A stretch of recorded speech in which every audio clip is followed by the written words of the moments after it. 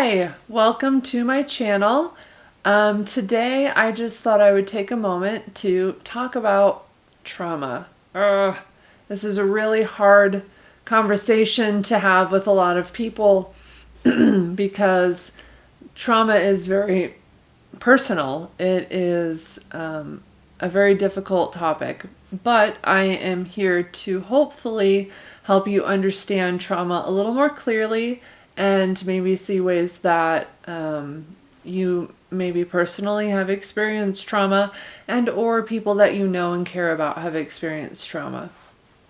I would first off like to say that trauma is, in my opinion, one of the biggest reasons for a whole slew of mental health problems and also physical health problems. And as we go along, I will continue to explain why that is. And yeah, here we go. So basically, there is the obvious indicators of trauma, such as physical abuse, sexual abuse, neglect, verbal abuse, and also living in poverty or in violent areas, and then experiencing a natural disaster such as a flood or even a fire in your home or a hurricane or a tsunami or, whatever nature decides to throw upon us, because nature do what it do sometimes. These are all forms of trauma. The most important thing to note about trauma, it is always relational except for natural disasters, which could ultimately in turn end up being traumatizing relationally as well, but initially it is not to do with relationships at all. Trauma looks like unstable family dynamics, which looks like parents who fight a lot, parents who have to work all the time, a single family with whatever parent working constantly, not being able to be home with the kids. That is traumatizing. Both parents even having to work constantly because they can't make ends meet. That's traumatizing. We're also talking about being put down constantly and fear of sharing your emotions. That is also traumatizing. If you are being treated much differently than someone else in your family, that's trauma. Say, for example, if you are like the only person in your house that gets backhanded, that's trauma. If you're the only person in your household who has extremely high standards placed upon you, that's traumatizing. The dynamic of the world revolves around the parents solely is traumatizing. Experiencing guilt and shame for being who you are as a person, that is traumatizing.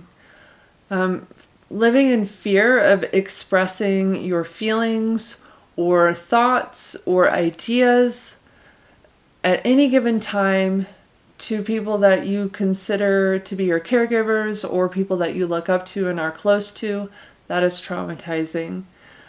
At the end of the day, trauma is almost always to do with how your relationship with your family is and was.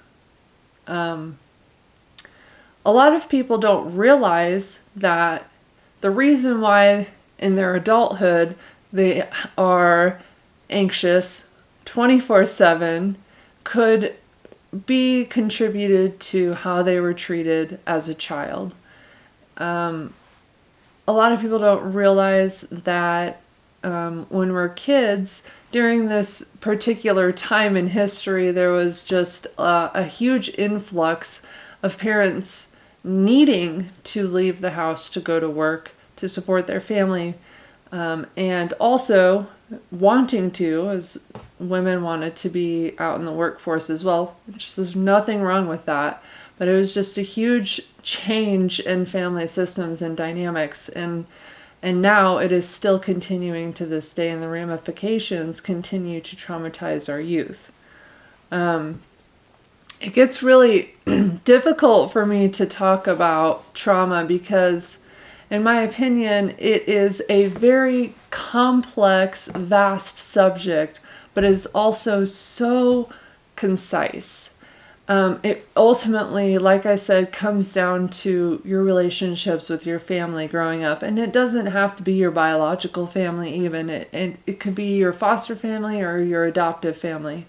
But those experiences ultimately change and dictate who you are as a person. I think that all of us have some little bit of things in our past that we need to work through, and there's nothing wrong with that because life is full of trauma. It doesn't matter who you are. Life is traumatizing. It has hard moments, but that is also what makes life beautiful. So, in order to appreciate the beauty of life, we have to work through those hard times in the past and understand how they're impacting us now. I will actually, in my next video, be talking about the ramifications of exposure to trauma and what that looks like in childhood and later into adulthood, and how it could affect you and your family or people you know, or, like I said, society as a whole. I hope you found this video somewhat informative and continue to join me on this journey.